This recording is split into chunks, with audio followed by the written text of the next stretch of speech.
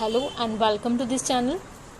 ये वीडियो उन स्टूडेंट्स के लिए है जो एलएलबी फर्स्ट ईयर में एडमिशन ले चुके हैं और अब फर्स्ट सेमेस्टर की तैयारी करना चाहते हैं। तो बहुत सारी क्वेरीज़ मेरे पास स्टूडेंट्स की आई थी कि सीसीएसयू के लिए एलएलबी एग्ज़ाम्स जो सेमेस्टर 1 के होने हैं उसके लिए कैसे हम स्टडी करें, कैसे हम प्रिपरेशन करें कि अच्छे मार्क्स गेन कर पाएँ। तो इसी पर्पज़ को ध्यान में रखते हुए मैंने ये वीडियो बनाया है और आई होप कि ये वीडियो आप लोगों के लिए यूज़फुल हो सकेगा। तो एलएलबी में हम लोग जब एडमिशन लेते हैं तो जनरली डिफरेंट स्ट्रीम से हम लोग आते हैं। किसी ने बीए किया होता है, किसी ने बीकॉम और किसी ने बीएससी, और फिर उसके बाद एलएलबी में सारी के सारे सब्जेक्ट्स डिफरेंट हो जाते हैं, पैटर्न डिफरेंट हो जाता है। तो थोड़ी सी डिफ़िकल्टी फ़र्स्ट सेमेस्टर में या आप कह लीजिए फ़र्स्ट ईयर में आती है, लेकिन उतनी बड़ी डिफ़िकल्टी भी नहीं है। थोड़ी सी चीज़ों को आप समझेंगे और अच्छे से प्रिपेयर करेंगे तो कोई दिक्कत नहीं आने वाली है। सो प्रिपरेशन के डायरेक्शन में हमारा फर्स्ट स्टेप होता है कि हमको ये पता होना चाहिए कि हमको क्या क्या सब्जेक्ट स्टडी करने हैं, हमारा सिलेबस क्या है और जो एग्ज़ामिनेशन में क्वेश्चन पेपर आएगा उसका पैटर्न क्या है, किस किस तरह से मार्क्स डिवाइडेड हैं। तो यहाँ पर सबसे पहले हम सब्जेक्ट्स की बात करते हैं। तो एलएलबी फर्स्ट सेमेस्टर में आपको 5 सब्जेक्ट्स स्टडी करने हैं, जिसमें फ़र्स्ट आपका सब्जेक्ट है जूरी स्टूडेंट्स आप लोगों को दोनों सेमेस्टर में स्टडी करना है। फर्स्ट सेमेस्टर में आपको केवल लीगल थ्योरीज पढ़ना है, नेक्स्ट सेमेस्टर में आपको सिलेबस के अकॉर्डिंग डिफरेंट चीज़ें पढ़नी है। उसी तरह कॉन्स्टिट्यूशन लॉ ऑफ इंडिया जो कि सेकेंड पेपर है, इसको भी आपको दोनों सेमेस्टर में पढ़ना है। फर्स्ट सेमेस्टर में आपको डिफरेंट चीज़ें पढ़नी है, सेकेंड में बाकी का बचा हुआ जो पार्ट है वो पढ़ना है। थर्ड पेपर आपका या थर्ड सब्जेक्ट आपका जो है वो law of torts and consumer protection laws है।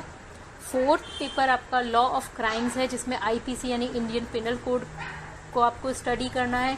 ये भी आईपीसी भी पूरा का पूरा आपको नहीं करना है, जितना प्रेस्क्राइब सिलेबस में है उतना ही आपको करना है। फिफ्थ एंड लास्ट पेपर आपका है कॉन्ट्रैक्ट, ठीक है, और कॉन्ट्रैक्ट को भी आपको दोनों सेमेस्टर में स्टडी करना है। तो ये 5 सब्जेक्ट हैं, इन पांचों के जो मार्क्स हैं हर पेपर के 100 मार्क्स का क्वेश्चन पेपर आता है। टोटल मार्क्स आपको 500 में से 500 में से मिलेंगे। लेकिन यहाँ पर एक चीज़ बहुत ज़्यादा ध्यान रखने वाली है कि ग्रेजुएशन की तरह यहाँ 100 में से जो मिनिमम पासिंग मार्क्स होते हैं वो 33 नहीं होते हैं। आपको पास होने के लिए एक सब्जेक्ट में मिनिमम 36 मार्क्स कंपलसरी होते हैं, और साथ ही साथ 500 में से आपको 48% जो कि 240 मार्क्स होते हैं वो लाने ज़रूरी हैं। अगर आप इतने मार्क्स नहीं लाते हैं तो आपका बैक लग सकता है या आप फेल हो सकते हो। हालांकि हमारा जो पर्पज़ है वो ये है कि 65 मार्क्स कम से कम हर स्टूडेंट्स के आ जाएं। कुछ टिप्स हैं, कुछ तरीके हैं, कुछ स्ट्रेटजी है, उसको फॉलो करके हम 65% तक मार्क्स लेकर आ सकते हैं। तो जो स्टूडेंट थोड़ा सा लैग कर जाते हैं पढ़ाई में, उनके लिए ये बात ध्यान रखने वाली है कि 500 में से 240 नंबर लाना बहुत ज़रूरी होता है पास होने के लिए। तो एग्ज़ाम की तैयारी का दूसरा स्टेप या दूसरा स्टेज ये है कि हमको ये पता लगाना है कि हमको पढ़ना क्या है और पढ़ना क्या नहीं है। और इसको पता लगाने का सबसे अच्छा तरीका ये है कि प्रीवियस ईयर्स में आए हुए जो क्वेश्चंस होते हैं उनको हम देखें और सिलेबस को देखें। तो प्रीवियस ईयर के क्वेश्चंस जो हैं वो आपको मार्केट में भी मिल जाते हैं, और अगर वो आपको नहीं मिलते हैं तो हम डिस्क्रिप्शन में आपको लिंक प्रोवाइड करेंगे, वहाँ से भी आप लोग पीडीएफ फाइल डाउनलोड करके चेक कर सकते हैं। तो आपको देखना है कि जो सिलेबस हमारा दिया हुआ है, जो यूनिवर्सिटी ने प्रेस्क्राइब किया है सिलेबस, वो हम अच्छे से ध्यान से देखें, पढ़ें, समझें कि क्या क्या यूनिट्स, क्या क्या चैप्टर्स, क्या क्या टॉपिक्स हमें स्टडी करने हैं। और उन टॉपिक्स में भी हमको सॉर्ट आउट करना है कि जो प्रीवियस ईयर्स में क्वेश्चंस पूछे गए हैं तो किस टॉपिक से पूछे गए हैं। कई बार क्या होता है कि जो बुक्स हम लोग लेते हैं, बुक्स में हमारे सिलेबस से भी ज़्यादा बहुत कुछ होता है। तो वहाँ पर हमको ये फाइंड आउट करना है कि हमको क्या स्टडी करना है, क्या एग्ज़ाम के लिए स्टडी क्या ज़रूरी है, क्या टॉपिक्स हमको स्टडी करने हैं। पीछे आए क्वेश्चंस देखने होते हैं, कौन से क्वेश्चंस रिपीट हुए हैं वो चेक करना होता है। अगर ये चीज़ सॉर्ट आउट हमने कर ली तो हमारे लिए स्टडी बहुत ईजी हो जाएगी। हार्डली 15 क्वेश्चन ऐसे होते हैं जो आए हुए होते हैं, रिपीटेडली आते हैं यूनिवर्सिटी में। उसके अलावा बहुत सारे ऐसे टॉपिक्स या सब टॉपिक्स होते हैं जिनमें से क्वेश्चन पूछे ही नहीं जाते हैं, तो उनको स्टडी करने का कोई खास मकसद नहीं होता है। हाँ, ये और बात है कि अगर आपको जुडिशियरी की प्रिपरेशन करनी है या LLM एंट्रेंस की प्रिपरेशन करनी है तब आप उनको ज़रूर स्टडी करिए। लेकिन जब आपका फर्स्ट जो पर्पस है वो सेमेस्टर एग्ज़ाम को क्वालिफाई करना है, फर्स्ट सेमेस्टर एग्ज़ाम को अच्छे से एक्सेलेंट तरीके से पास करना होता है, तो आपको ये ध्यान देना बहुत ज़रूरी है कि हमको एक्चुअल में पढ़ना क्या है और छोड़ना क्या है। इस चीज़ को अगर आपने फाइंड आउट कर लिया तो आपके लिए ये तैयारी करना बहुत ईजी हो जाएगा। सिलेबस आपको यूनिवर्सिटी की वेबसाइट से डाउनलोड करना होगा और यहाँ डिस्क्रिप्शन में भी हम आपको लिंक प्रोवाइड कर देंगे, यहाँ से आप डाउनलोड कर लीजिएगा। और उसके अलावा जो चीज़ मुझे आपको बतानी है वो ये है कि क्वेश्चन पेपर का पैटर्न कैसा होता है। तो स्टूडेंट्स, क्वेश्चन पेपर जो होता है वो 3 सेक्शंस में डिवाइड होता है। पहले सेक्शन में वेरी शॉर्ट क्वेश्चंस होते हैं, दूसरे सेक्शन में शॉर्ट क्वेश्चंस होते हैं और तीसरे सेक्शन में लॉन्ग क्वेश्चंस होते हैं। जो पहला सेक्शन है वेरी शॉर्ट क्वेश्चंस वाला, उसमें 5 क्वेश्चंस होते हैं, हर एक क्वेश्चन के लिए 4 नंबर होते हैं। तो इस तरह 4 × 5 = 20, यानी पहला सेक्शन जो हुआ 20 मार्क्स का हुआ। ये पहले सेक्शन के जो क्वेश्चंस हैं आपको मिनिमम 75 वर्ड्स लिमिट दी होती है, कभी कभी नहीं भी दी होती है, पर इतना में ही आपको लिखना है। पर इसका मतलब ये नहीं कि काउंट करके आपको 75 वर्ड एग्जैक्ट 75 वर्ड्स नहीं लिखने होते हैं, पर कोशिश करिएगा कि 75 to 80 या 85 वर्ड्स में आप अपना आंसर ये वेरी शॉर्ट वाला पूरा कर सके। क्योंकि चैलेंज ये भी होता है कि 3 आवर्स में हमको पूरा का पूरा पेपर सॉल्व करना होता है, यानी कि लॉन्ग क्वेश्चंस, वेरी शॉर्ट और शॉर्ट सभी को, और हमको सभी को इतना टाइम देना है कि हमारा सारा का सारा पेपर पूरा हो जाए। क्योंकि कोई एक क्वेश्चन भी छूट जाता है तो आप ये मान के चलिए कि आपके मार्क्स कम होने के चांसेस रहेंगे। तो इसलिए टाइम मैनेजमेंट एग्ज़ाम हॉल में बहुत ज़रूरी चीज़ होता है। फिर सेक्शन बी जो आपका है वो 20 मार्क्स का है, वो भी उसमें 2 शॉर्ट क्वेश्चंस होते हैं और हर एक क्वेश्चन के लिए 10 मार्क्स हैं दोनों के लिए, यानी कि 2 × 10 = 20। तो 20 मार्क्स का ये सेक्शन भी हुआ और इसमें भी वर्ड लिमिट होती है 200 वर्ड्स। ठीक है, इसका भी यही है कि ऐसा नहीं है कि एग्जैक्ट काउंट करके आपको वर्ड्स लिखने हैं 200, थोड़ा बहुत ऊपर नीचे हो जाता है, 10 से 20 वर्ड्स अगर कम ज़्यादा लिखते हैं तो चल जाता है।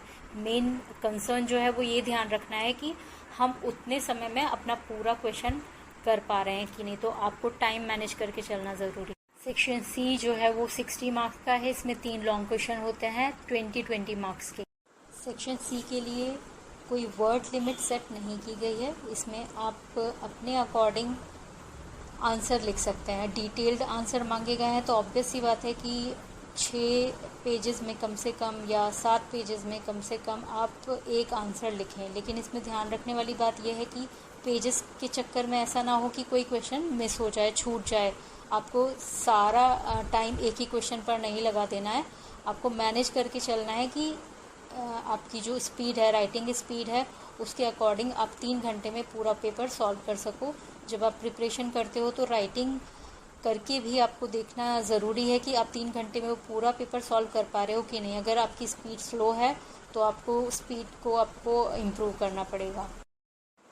लॉन्ग आंसर्स के लिए पेजेस इस तरह काउंट कर सकते हैं आप कि जो यूनिवर्सिटी की आंसर शीट होती है वो 28 पेजेस की होती है। ठीक है, तो और साथ ही साथ उसमें जो इंस्ट्रक्शंस होते हैं स्टार्टिंग में दिए हुए वो ज़रूर से पढ़िए।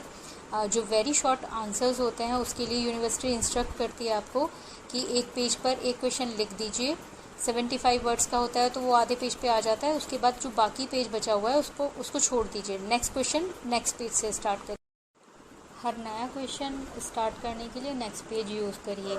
ये नहीं कि एक क्वेश्चन हमने किया उसमें कुछ लाइंस बची हैं या आधा पेज बचा है तो वहीं से स्टार्ट कर दिया, ये मत करिएगा। ठीक है, उसके अलावा लैंग्वेज की बात आती है। कुछ बच्चे कहते हैं कि इंग्लिश में अच्छे मार्क्स मिलते हैं, हिंदी में नहीं मिलते हैं। ऐसा कुछ नहीं है। आपकी लैंग्वेज, जिस लैंग्वेज पर आपकी कमांड है वो लैंग्वेज आप रख सकते हैं, चाहे हिंदी में लिखिए या इंग्लिश में लिखिए, पर लेजिबल होना चाहिए। जो आप राइटिंग लिख रहे हैं पढ़ी जाने योग्य होनी चाहिए। गंदा राइटिंग में थोड़ा सा दिक्कत होती है, एग्जामिनर नहीं समझ पाते हैं, तो आपको मार्क्स कैसे मिलेंगे। प्लस ये बिल्कुल नहीं है कि कौन सा लैंग्वेज आप लिख रहे हैं, क्या लिख रहे हैं। मेन चीज़ ये है कि आप जो लिख रहे हैं वो सही लिखा होना चाहिए।